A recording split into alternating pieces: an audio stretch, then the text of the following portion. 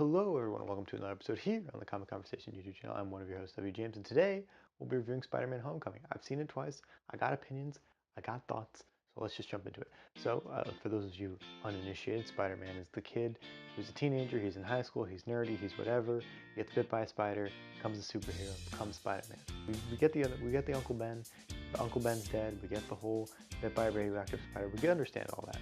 But this movie does a very good job of just kind of bypassing all that, assuming that the viewer already understands those kinds of things. We see Spider-Man in high school, we see him deal with the high school thing, we see him deal with the high school drama of having a crush and being a part of the debate team, and he's kind of waiting for the call. You know, he's waiting for that moment to shine, that moment to join and become an Avenger. And what this movie really does well is deal with that theme of great power comes great responsibility, but in the lens of, should I become an Avenger? Shouldn't I become an Avenger? What does it mean to be a hero? Trying to become better than who he is, you know, at 15 years old. Trying to aspire to be better. Trying to aspire to be as heroes like Tony Stark, like Captain America, and those kinds of performances are great. Tom Holland kills it as Spider-Man. He is the best on-screen Spider-Man, without a question. Tobey Maguire was great. Andrew Garfield was his own kind of good, but Tom Holland really knocked it out of the park as far as being the teenage Spider-Man that is in our head. That was the way it was originally written in the comics.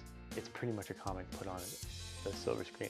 Zendaya's character is very good. Michelle is her name. No spoilers for her though, and where she goes, but she's a very interesting supporting character as well as Ned, who's like the sidekick to Spider-Man in this movie.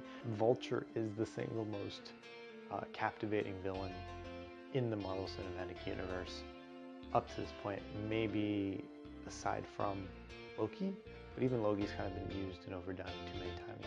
Vulture's a breath of fresh air as far as a character with clear motives and clear intentions that makes sense and makes you almost even sympathize with them throughout the duration of the movie. His Spider-Man suit's great. It's got a lot of gizmos and gadgets and upgrades than the last time we saw it in Captain America Civil War. And without spoiling too much, this movie is a great Spider-Man movie. It's a great superhero movie. It is what every superhero movie should aspire to be. Fun, with themes and heart and intent and stakes, you know? I mean, it's Spider-Man, so he's obviously going to be fine, but it definitely feels like he loses a little bit by the end because he chose to be Spider-Man over being Peter Parker. And even though he very much tries to be Peter Parker a lot, especially in the second half of this movie, he very much tries to balance being Peter, Spider-Man, and sometimes the Spider-Man side wins, sometimes the Peter Parker side wins, but overall I think it balances that secret identity and that superhero mentality of trying to keep the loved ones as safe as possible very, very well.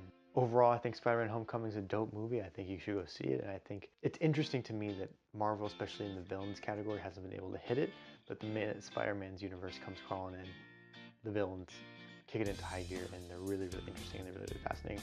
Also, Spider-Man being in the Marvel Cinematic Universe, I think makes the Marvel Cinematic Universe better. I don't have too many gripes with the movie. I think it's solid from start to finish. Weird that they don't mention like the Defenders and those kinds of things, given that Spider-Man is such a grounded hero, a very friendly neighborhood hero, you know, guy who's around the hood, knows the people, very New Yorker kind of guy, and he doesn't mention the other superheroes on the other districts of New York. Is kind of strange.